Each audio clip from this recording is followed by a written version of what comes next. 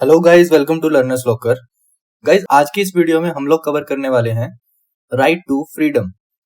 Right, उससे पहले guys, अगर आपने अभी तक हमारे टेलीग्राम चैनल को सब्सक्राइब नहीं किया है तो प्लीज उसको जाके सब्सक्राइब कर लीजिए। वहां पे बहुत सा ऐसा कंटेंट है जो आपको प्रोवाइड करवा दिया जाता है जो कि इम्पोर्टेंट रहता है आपके एग्जाम पॉइंट ऑफ व्यू से। राइट, तो चलिए बिना टाइम गवाए आज के टॉपिक पे चलते हैं, जो कि है राइट टू फ्रीडम। देखिए, राइट टू फ्रीडम में आपको बहुत सारी ऐसे राइट्स दिए गए हैं, not even for citizens, not even for foreigners, बल्कि कुछ ऐसे पर्सन्स जिन्होंने कोई ऑफेंस किया है या जिनको अरेस्ट हुआ है, उनको भी काफी प्रोटेक्शंस जो है इस राइट में दी गई है।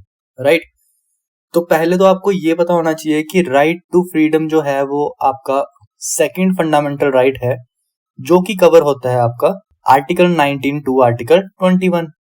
अब इसमें हम लोग कवर करने वाले हैं आर्टिकल 19, जो कि जिसमें कि आपके 6 राइट्स प्रोटेक्टेड रहते हैं, वो हम आगे देखने वाले हैं कौन कौन से हैं। उसके बाद article 20, that is protection in respect of conviction of offence. अगर किसी इंसान ने कोई ऑफेंस किया है तो उनको भी कुछ प्रोटेक्शंस जो है वो दी गई हैं अंडर आर्टिकल 20। देन आ जाता है आपके पास 21, that is protection of life and personal liberty. Then आ जाता है article 21A, that is right to education. Then आ जाता है आपके पास आर्टिकल 22। आर्टिकल 22 में आपको दिया गया है protection against arrest and detention in certain cases. तो अब इन सब को हम एक एक करके देखने वाले हैं। तो पहला आपके पास आ जाता है आर्टिकल 19। आर्टिकल 19 बोलता है प्रोटेक्शन ऑफ 6 राइट्स।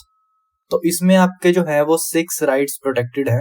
अब वो 6 राइट कौन कौन से हैं उसको देखने से पहले आपको इतना पता होना चाहिए कि ये जो आपका राइट है that is only for citizens, and इस राइट के अंडर आप जा सकते हैं ओनली स्टेट के अगेंस्ट।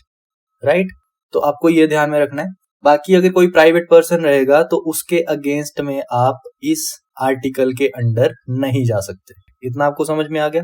देन अब देखिए गाइज, पूरे के पूरे आर्टिकल 19 को हम लोग 2 पार्ट्स में डिवाइड कर सकते हैं। 2 पार्ट्स में कैसे? पहला जाता है 19 क्लोज 1 एंड 19 क्लोज 2 टू 6। तो टोटल इसमें 6 क्लोजेस गिवन है। अब देखिए 19 क्लोज 1 जो है वो आपका बात करता है इन 6 फ्रीडम्स की, and 2 to 6, 19 clause 2 to 19 clause 6 जो है वो आपका डील करता है इनमें कुछ रिस्ट्रिक्शंस के बारे में। तो कुछ रीजनेबल रिस्ट्रिक्शंस हैं जो कि पार्लियामेंट लगाती है ताकि इन जो 6 राइट्स हैं इनका कोई नाजायज फायदा ना उठा सके। तो वो कुछ रिस्ट्रिक्शंस हैं वो आपकी 19(2) टू 19(6) कवर होती हैं। राइट, अब हम 6 फ्रीडम्स इसमें देखने वाले हैं कौन कौन सी गिवन है। तो that is right to freedom of speech and expression. Right to freedom of speech and expression में सिर्फ आपको बोलने या एक्सप्रेस करने का अधिकार ही नहीं है, इसमें आपके बहुत से राइट्स जो है वो कवर हो जाते हैं। लाइक एक्सप्रेस करना है आपको कुछ भी। राइट, तो along with section 66A of IT act ये आपका चलता है, जिसमें कि आपको सोशल मीडिया पे ट्विटर, फेसबुक, इंस्टाग्राम, कुछ ऐसे प्लेटफॉर्म पे आपको कुछ एक्सप्रेस करने का अधिकार है। इसी में आपका कवर हो जाता है राइट टू प्रेस। तो राइट टू प्रेस के लिए भी आपके पास कोई इंडिविजुअल सेपरेट राइट नहीं है, वो भी आपका कवर होता है किसमें? Right to freedom of speech and expression. इतना आपको समझ आ गया। देन जो आपके पास नेक्स्ट राइट आता है that is 19(1)(b, that is right to assemble peacefully without arms. आपको कहीं पे भी असेंबल होने का राइट है, बट उसमें आपके पास कोई गन्स या एमुनेशन नहीं होना चाहिए। पीसफुली आप कहीं पे भी असेंबल हो सकते हैं। Then next one is C is right to form association और यूनियन और कोऑपरेटिव सोसाइटीज। आपके पास ये अधिकार है कि आप कोई एसोसिएशन या यूनियन या कोऑपरेटिव सोसाइटीज को फॉर्म कर सकते हैं, बट इसमें B में एंड C में आपके पास राइट टू स्ट्राइक जो है वो गिवन नहीं है। आपको ये चीज ध्यान में रखनी है। देन आर्टिकल 19(1)(c) में 2011 से पहले आपके पास सिर्फ association and union he given थे। उसके बाद 97th कॉन्स्टिट्यूशनल अमेंडमेंट एक्ट 2011 में आपके पास कोऑपरेटिव सोसाइटीज को इसमें इंक्लूड किया गया। राइट, इतना आपको समझ आ गया। Next one is right to move freely throughout the territory of India. अब देखिए, आप इंडिया की टेरिटरी के अंडर कहीं पे भी फ्रीली मूव कर सकते हैं, उसमें आपको कोई रिस्ट्रिक्शंस नहीं मिलेंगी। ये बेसिकली जो है वो राइट इसमें इंक्लूड किया गया था to generate feeling of nationalism. जब फॉर एग्जाम्पल अगर कोई हिमाचल प्रदेश का इंसान है एंड वो राजस्थान जाना चाहता है, राइट, तो राजस्थान जाने के लिए उसको स्पेशल वीजा नहीं लगेगा, उस स्टेट की स्पेशल परमिशन नहीं लगती है। क्यों? क्योंकि हिमाचल प्रदेश भी एक पार्ट है इंडिया का and Rajasthan is also a part of India and you are an Indian citizen, right. तो एक नेशन के अंदर अगर आपको कहीं पे जाना है तो आपको कोई स्पेशल वीजा परमिशन नहीं चाहिए, आप फ्रीली मूव कर सकते हैं वहां पे। तो ये अधिकार भी आपको आर्टिकल 19 में गिवन है। देन जनरली जो इसका D part and E part है इसको साथ में ही पढ़ा जाता है एंड इसके अगेंस्ट जो रिस्ट्रिक्शंस हैं वो आपको कहां पे गिवन है? 19 क्लॉज 5 में, राइट। जो ई पार्ट है उसमें क्या है? Basically right to reside settle in any part of the territory of India. आप इंडिया की किसी भी पार्ट में रिजाइड कर सकते हैं, वहां पे सेटल हो सकते हैं बेसिकली। तो ये जो अधिकार है ये भी आपको कहां पे मिला है? आर्टिकल 19 के अंदर। Then most important is F, जो पहले था अभी नहीं है इसमें, ये याद रखिएगा। ये था आपके पास राइट टू एक्वायर प्रॉपर्टी। अब राइट टू एक्वायर प्रॉपर्टी आपका 19(1)(f) में गिवन है, राइट। और एक चीज और आपको यहाँ पे पहले मैंने समझाई कि ये जो आर्टिकल था वो था ओनली फॉर सिटीजन्स। तो ये जो राइट है आपके पास 19(1)(f), ये भी किसके लिए था? सिर्फ सिटीजन्स के लिए। एक आपके पास राइट टू प्रॉपर्टी था, दैट इज आर्टिकल 31, बट वो किसके लिए था? वो था सभी के लिए। एंड ये 19(1)(f) है, ये किसके लिए था? सिर्फ सिटीजन्स के लिए, राइट। तो हुआ क्या बेसिकली, 1978 से पहले हमारे पास इसमें थे 7 rights, but 44th constitutional amendment act 1978 के बाद जो राइट टू एक्वायर प्रॉपर्टी था इसको फंडामेंटल राइट्स से निकाल के लीगल राइट बनाया गया अंडर आर्टिकल 300A, राइट। तो ये चीज आपको ध्यान में रखनी है कि एफ को जो है वो रिपील कर दिया गया एंड ये 300A के अंडर मिलता है अब हमें एज लीगल राइट।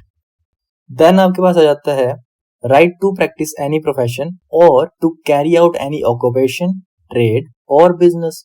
आपके पास ये अधिकार रहता है कि आप कोई भी प्रोफेशन को चूज कर सकते हैं, कोई भी ऑक्यूपेशन, ट्रेड या बिजनेस को प्रैक्टिस कर सकते हैं, बट इसमें अंडर आर्टिकल 19 क्लॉज 6 पार्लियामेंट कुछ रीजनेबल रिस्ट्रिक्शंस लगा सकती है एंड वो रीजनेबल रिस्ट्रिक्शन बेसिकली ये रहती हैं कि आपको अगर कोई प्रोफेशन चूज करना है या कोई प्रोफेशन प्रैक्टिस करना है, कोई ऑक्यूपेशन प्रैक्टिस करना है या ट्रेड या बिजनेस कुछ भी, राइट, उसके रिलेटेड आपको नॉलेज रहनी चाहिए। नॉलेज रहनी चाहिए मींस एसेंशियल क्वालिफिकेशन। ये क्लॉज जो है वो पार्लियामेंट इसमें ऐड करता है। तो ये कुछ रिस्ट्रिक्शन आपको यहाँ पे दी गई है। गाइज बेसिकली आपको ये ध्यान में रखना है कि जो भी रिस्ट्रिक्शंस हैं वो रीजनेबल रहेंगी जो पार्लियामेंट ने लगाई हैं। जैसे फॉर एग्जांपल जो आर्टिकल ए है उसकी रिस्ट्रिक्शंस आपको 19(2) में मिलती है, या मैं यहाँ पे लिख ही देता हूँ। 19 क्लॉज 2 में आप रिस्ट्रिक्शंस गिवन है किसके लिए? ए पार्ट के लिए। देन 19 क्लॉज 3 में गिवन है किसके लिए? बी पार्ट के लिए। देन 19 क्लॉज 4 में गिवन है किसके लिए? सी पार्ट के लिए। देन डी एंड ई के लिए कंबाइन जो गिवन है वो है आपके पास 19 क्लॉज 5 में एंड जी पार्ट के लिए गिवन है आपके पास 19 क्लॉज 6 में, राइट। तो रिस्ट्रिक्शंस जो होंगी वो आपके पास किसके लिए? बेसिकली ताकि नेशन की जो है वो सिक्योरिटी मेंटेन रहे, उस पर कोई क्वेश्चन मार्क नहीं आना चाहिए आपके किसी भी काम से, राइट। देन उसकी सोवरनिटी, इंटीग्रिटी पे कोई क्वेश्चन मार्क नहीं आना चाहिए एंड ऐसी कुछ और जो रिस्ट्रिक्शंस है वो इन क्लॉजेस में गिवन है। तो होप आपको आर्टिकल 19 जो है वो समझ आ गया होगा अच्छे से। Next one is article 20। देखिए आर्टिकल 20 जो है वो बात कर रहा है protection in respect of conviction of offence. अगर किसी इंसान ने कोई ऑफेंस किया है तो उसको भी जो है वो कुछ प्रोटेक्शंस जो है वो गिवन है किसके अंडर? आर्टिकल 20 के अंडर। ये आपको प्रोटेक्शन देता है अगेंस्ट आर्बिट्ररी और एक्सेसिव पनिशमेंट, राइट। दूसरी बात, ये जो है आर्टिकल वो बेसिकली पर्सन्स, फॉरेनर्स और legal person means all persons के लिए है। तो ये इंपॉर्टेंट पॉइंट आपको यहाँ पे ध्यान में रखना है। नेक्स्ट इज आर्टिकल 20 में आपको 3 प्रोविजंस देखने को मिल जाते हैं। तो वो क्या है basically 20 clause 1, 20 clause 2 and 20 clause 3। देखिए 20 क्लॉज 1 जो है वो बात कर रहा है आपके पास एक्स पोस्ट फैक्टो लॉज के बारे में, राइट। तो ये क्या है बेसिकली, इसको समझते हैं। पहले देखिए यहाँ पे क्या लिखा है, किसी भी इंसान को सजा नहीं दी जा सकती if it comes under retrospective effects. तो इसमें रेट्रोस्पेक्टिव इफेक्ट क्या है हम वो भी देखेंगे। पहले एक एग्जांपल ले लेते हैं इसको समझने के लिए। देखिए अगर किसी इंसान ने, जैसे फॉर एग्जांपल ये कोई इंसान है, इसने की क्या है चोरी, राइट। इसने ऑफेंस किया है एंड मान लीजिए कि चोरी जो है वो उस टाइम पे बहुत एक गंभीर जुर्म है एंड इसकी जो सजा है उस टाइम पे लॉ क्या है कि 2 years इम्प्रिजनमेंट एंड 10,000 जो है वो इसका फाइन रहेगा। ये एक हाइपोथेटिकल एग्जांपल है गाइस, ऐसा कोई फिगर्स आपको ध्यान में नहीं रखने हैं, ये बस आपको समझाने के लिए बोला जा रहा है, राइट। अब ये जो ऑफेंस किया गया, फॉर एग्जांपल ये किया गया 2006 में, देन 2014 तक इस केस पे तारीख वाला कॉन्सेप्ट चलता रहा। देन यही पर्सन की फाइनल जब कोर्ट की स्टेटमेंट आई कि आप मुजरिम हैं एंड आपको ये सजा होती है, उससे 1 साल पहले, जैसे यहाँ पे 2013 में जो लॉ है वो क्या आ गया कि 5 years की जेल हो जाएगी, राइट। एंड जो 10,000 जुर्माना था उसको बढ़ा के 50,000 कर दिया गया। तो अब जो है इस पर्सन को कोर्ट बोल रहा है कि सजा आपको मिलेगी 5 साल की एंड 50,000 जो है वो आपका फाइन लगेगा। बट जब इसने ऑफेंस किया था तब लो क्या था 2 साल की जेल एंड 10,000 रुपए फाइन। तो ये बेसिकली कॉन्सेप्ट यही है कि एक्स पोस्ट फैक्टो लॉज जो है वो नहीं चलेंगे। बेसिकली जब इसने गुनाह किया था उस टाइम पे लॉ क्या था, लॉ था ये, तो इसको सजा जो है वो मिलेगी कौन सी, ये वाली, ना कि ये वाली। इतना आपको समझ आ गया। देन रेट्रोस्पेक्टिव इफेक्ट भी यही है कि जब ऑफेंस किया गया उस टाइम पे जो लॉ था उसके अकॉर्डिंग ही आपको सजा दी जाएगी, राइट। बट इसी में आपका एक चीज और आती है, एक्सेसिव पनिशमेंट। एक्सेसिव पनिशमेंट, तो ये आपका कॉन्सेप्ट आ गया एक्सेसिव पनिशमेंट के लिए। अगर इन केस यहाँ पे आपकी पनिशमेंट जो है वो हो जाती 6 months इम्प्रिजनमेंट एंड 2,000 फाइन, तो अब जो सजा है वो कौन सी मिलनी थी इसको, ये वाली। ये समझ आ गया आपको। अगर आपकी सजा जो है वो कम हो रही है तो करंट जो चली है वो मिलेगी, बट अगर एक्सेसिव पनिशमेंट है तो कौन सी मिलेगी, जो जिस टाइम पे आपने ऑफेंस किया होगा उस टाइम पे जो लॉ होगा, राइट। तो ये आपको समझ आ गया। Then 20 clause 2, 20 clause 2 is no double jeopardy. What is double jeopardy? देखिए कोई भी एक इंसान है, राइट, फॉर एग्जांपल ए ने मर्डर कर दिया किसका, बी का, एंड इसको 14 years इम्प्रिजनमेंट हो गई। आफ्टर दैट ये जब रिहा हो गया, जेल से बाहर आ गया, देन उसके बाद इसको दोबारा से बी के मर्डर के लिए सजा नहीं हो सकती। तो ये बेसिकली बोलने का मतलब है कि एक गुनाह के लिए 2 बार सजा नहीं दी जा सकती। अब इसमें ऐसा नहीं है कि मर्डर से इम्यून हो गया, ये एक इसने मर्डर किया 14 साल सजा काट ली एंड बाहर आके ये हर किसी को मारता फिरेगा। मर्डर से इम्यूनिटी नहीं मिली है, बी के मर्डर कर दिया ना इसने, बी को मारा है ना, तो बी को मारने के लिए दोबारा से सजा तो नहीं मिल सकती। अगर ये इंसान बाहर आके सी का मर्डर कर दे तो ऑब्वियस ही बात है इसको सजा मिलेगी दोबारा से, राइट। तो नो डबल जियोपार्डी इज एक गुनाह के लिए 2 बार सजा नहीं मिल सकती। तो होप आपको ये भी समझ आ गया होगा। Next one is self incrimination. 20 clause 3 deal करता है नो सेल्फ इंक्रिमिनेशन। तो what is self incrimination? Basically यहाँ पे क्या है कि अगर कोई एक इंसान जिसने की कोई ऑफेंस कन्विक्ट किया है तो उसको अपने ही अगेंस्ट कोई एक स्टेटमेंट जो कि उसके अगेंस्ट में जा रही है वो बोलना, अगर वो नहीं चाहे तो नहीं बोलेगा, वो उसको राइट है।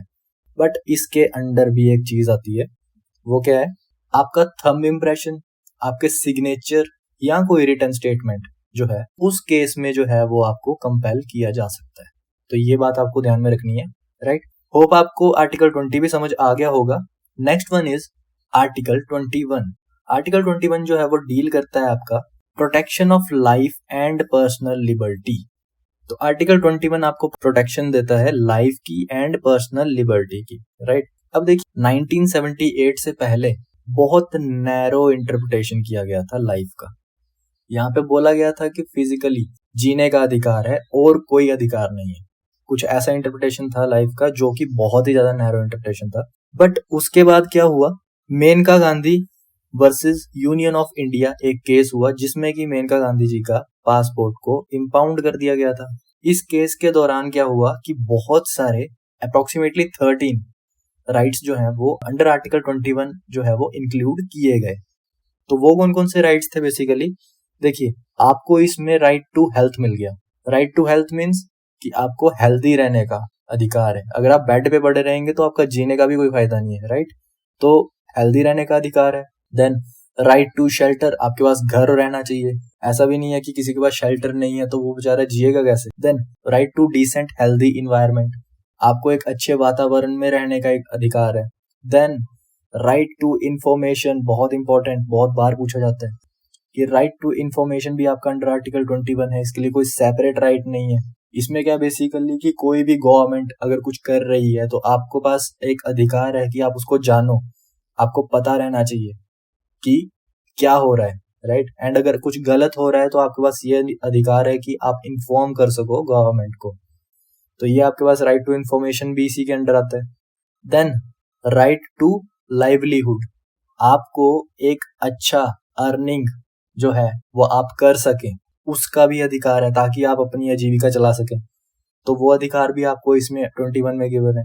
देन राइट टू प्राइवेसी, आपको अगर अपनी कोई चीज एक्सपोज नहीं करनी है सोसाइटी में तो ये भी आपको जो एक राइट जो है वो अंडर आर्टिकल 21 गिवन है, राइट। तो ये कुछ चीजें आपको ध्यान में रखनी है। देन आपको ये चीज भी पता होनी चाहिए कि ये आर्टिकल 21 जो है वो किस किस पर्सन को मिला है। तो ये मिला है आपको फॉरेनर्स एंड सिटीजन्स दोनों को, राइट। तो ये चीज भी आपको पता होनी चाहिए कि किन लोगों के लिए ये आर्टिकल है basically. Then most important is in case of national emergency, आपके फंडामेंटल राइट्स अबॉलिश हो जाते हैं, ये आपको पता ही होगा। बट कौन कौन से फंडामेंटल राइट्स जो हैं वो आपके अबॉलिश नहीं होते उसके दौरान, तो वो आपके आर्टिकल 20 एंड 21, जब आप ऑफेंस करते हैं उसके अगेंस्ट में आपको जो प्रोटेक्शन दी जाती है। Then protection of life and personal liberty, article 21, ये जो राइट्स हैं ये आपके अबॉलिश नहीं होते हैं, ये आपके पास रहेंगे। बाकी सारे जितने भी आपके फंडामेंटल राइट्स हैं वो अबॉलिश हो जाते हैं। तो आपको ये भी पता रहना चाहिए, बहुत बार एग्जाम्स में ये चीज पूछी जाती है। चलिए next one is article 21A। तो आर्टिकल 21A जो है वो आपका डील करता है, वो आपको प्रोवाइड करता है राइट टू एजुकेशन। अब इसमें एक चीज और भी आपको ध्यान में रखनी है, जो लाइफ था, राइट, उसी में जो 13 आर्टिकल हैं उसमें 1993 में सुप्रीम कोर्ट ने क्या ऐड किया था, राइट टू प्राइमरी एजुकेशन इसमें, राइट, आर्टिकल 21 में।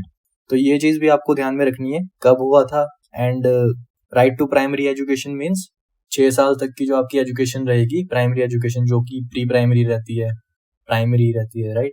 तो वो जो चीज है वो आपका राइट टू लाइफ में ही आएगा। क्यों?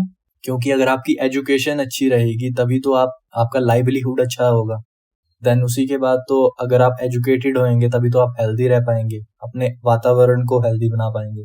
तो कुछ ऐसी चीजें हैं जिसको कि देख के जो राइट टू प्राइमरी एजुकेशन है उसको सुप्रीम कोर्ट ने 1993 में आर्टिकल 21 के अंडर इंक्लूड किया था, राइट। इतना आपको समझ आ गया। Then next is right to education. The state shall provide free and compulsory education to all children of the age 6 to 14 years. देखिए 6 से 14 साल तक के बच्चे के जो एलिमेंट्री एजुकेशन है वो कंपलसरी एंड फ्री कर दी गई। इससे पहले ये आर्टिकल फंडामेंटल राइट्स में नहीं था। किससे पहले? 2002 से पहले, राइट। 2002 से पहले ये आर्टिकल जो है हमारा डायरेक्टिव प्रिंसिपल्स के अंडर आर्टिकल 45 आता था। बट 86 कॉन्स्टिट्यूशनल अमेंडमेंट एक्ट 2002 के बाद इसको इंक्लूड किया गया as fundamental right under article 21A, right. इतना आपको समझ आ गया। देन पार्लियामेंट ने इसी राइट के अंडर एक लॉ लेके आई थी। वो कौन सा लॉ था?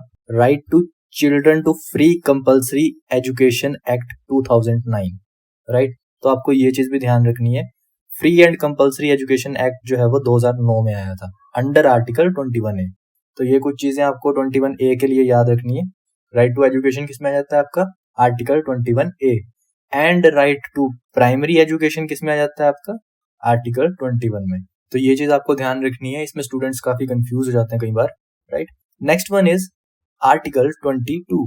आर्टिकल 22 जो है वो आपको प्रोटेक्शन देता है against arrest and detention in certain cases, right. Then article 22 को जो है वो 3 पार्ट्स में बेसिकली डिवाइड कर सकते हैं। देखिए वो कौन कौन से हैं, क्लोज 1 एंड 2 जो कि डील करते हैं किससे, प्यूनिटिव डिटेंशन। देन क्लोज 3 जो कि क्या है, एक्सेप्शंस, जो कि हर जगह ही होती हैं। देन 4 to 7 जो कि किससे डील करते हैं, प्रिवेंटिव डिटेंशन, राइट।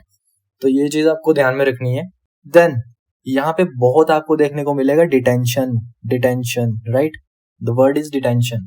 तो डिटेंशन का मीनिंग क्या है बेसिकली, देखिए डिटेंशन मीन्स कि अगर आपने कोई ऑफेंस किया है, आपने कोई क्राइम किया है, या किसी ऑफिसर को शक है, या किसी को शक है कि आप उतना कैलिबर रखते हैं कि आप वो ऑफेंस कर सकते हैं, राइट। तो उसके बेसिस पे जब आपको रोका जाता है अंडर गवर्नमेंट कस्टडी, तो उसे बोला जाता है इम्प्रिजनमेंट, राइट। ये आपको समझ आ गया। दूसरा, अगर गवर्नमेंट बोलती है कि नहीं हमें यहाँ पे भरोसा है बट आपको रीजन छोड़ के नहीं जाना है, राइट। पहले केस में क्या था, वो गवर्नमेंट को ऐसा लगता था कि आप रीजन छोड़ के जा सकते हैं एंड आपको वो अपनी कस्टडी में रखेंगे, जिसको बोला गया क्या, इम्प्रिजनमेंट। दूसरे केस में क्या है कि आप अपने पर्सनल घर में रह सकते हैं, राइट, आपको जेल में नहीं रख रहे हैं बट आपको वो रीजन छोड़ के नहीं जाना है। क्यों, क्योंकि आपको बुलाया जा सकता है कभी भी, राइट। तो किसी ऐसे केस में जब आपको रोक के रखा जा रहा है उस चीज को बोला जाता है डिटेंशन, राइट। ये चीज आपको समझ आ गई।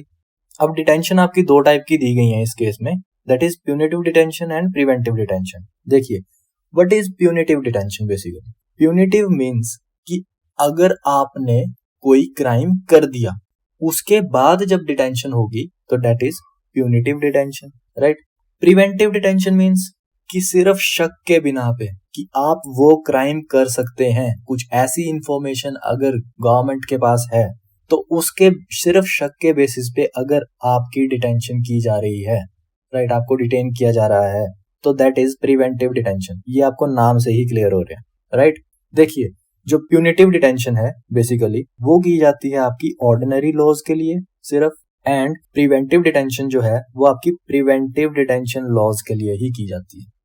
अब देखिए इसमें आपके कुछ जो प्रोटेक्शंस गिवन है वो क्या क्या है। देखिए अगर आपकी डिटेंशन जो है वो हो रही है under ordinary law, ordinary laws के अंडर हो रही है, मींस कौन सी डिटेंशन हो रही है, प्यूनिटिव डिटेंशन। तो इसके अंदर जो है आप 2 क्लॉजेस दिए गए हैं, that is 22 clause 1 and 22 clause 2। तो 22 क्लॉज 1 जो है वो आपको बोल रहा है right to be informed on ground of arrest. आपको पता होना चाहिए कि आपका अरेस्ट क्यों हुआ, किस बेसिस पे आपका अरेस्ट किया गया, राइट।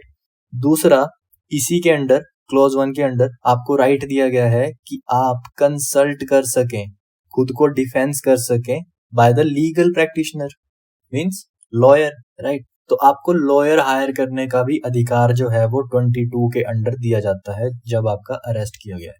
अब इस केस में ड्यू टू पॉवर्टी अगर आपको लॉयर अवेलेबल नहीं है तो गवर्नमेंट की तरफ से आपको एक लॉयर मिलता है जो कि आपका केस लड़ेगा। इतना आपको समझ आ गया। Then article 22 clause 2, right to produce before magistrate. देखिए मैजिस्ट्रेट के सामने जब भी आपका अरेस्ट किया गया आपको मैजिस्ट्रेट के सामने प्रोड्यूस करना पड़ता है विद इन 24 आवर्स। अब ये जो 24 आवर्स रहेंगे उसमें आपका जर्नी टाइम एक्सक्लूडेड रहता है, राइट। दूसरा इसमें क्या है कि अगर 24 आवर्स के अंदर आपको मैजिस्ट्रेट के सामने पेश नहीं किया जाता है तो रिलीज करना पड़ता है आपको, राइट। उस केस में फिर आप उसको और ज्यादा देर के लिए अरेस्ट नहीं रख सकते। इतना आपको समझ आ गया। Next one is if detention under preventive detention laws. अगर प्रिवेंटिव डिटेंशन लॉज के अंडर आपकी डिटेंशन हो रही है तो वो कौन सी डिटेंशन है, बेसिकली प्रिवेंटिव डिटेंशन, राइट।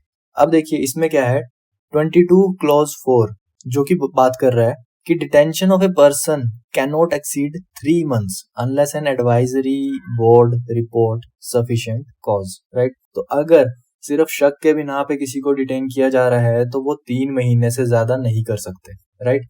अगर एडवाइजरी बोर्ड जो है वो कोई ऐसी रिपोर्ट जो है वो पेश नहीं कर देता। अब देखिए इस केस में क्या है, एडवाइजरी बोर्ड जो है वो अपनी रिपोर्ट किसको देगा, पार्लियामेंट को। पार्लियामेंट जो है वो उसके लिए लॉ बनाएगी। बेसिकली पार्लियामेंट को जो है यहाँ पे अंडर आर्टिकल 22 क्लोज 7 एक पावर दी गई है कि वो इस क्लोज के रिलेटेड 22(4) के रिलेटेड कुछ भी मॉडिफिकेशन कर सकती है एडवाइजरी बोर्ड के रिलेटेड, या फिर इस टाइम पीरियड को बढ़ा सकती है, राइट, या कुछ भी ऐसा।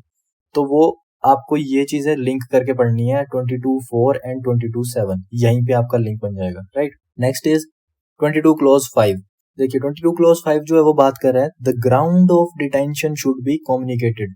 अगर किसी को डिटेन किया गया है किसी शक के बेसिस पे तो उसको पता होना चाहिए बेसिकली कि क्यों उसको अरेस्ट किया गया है, क्यों उसको डिटेन किया गया बेसिकली।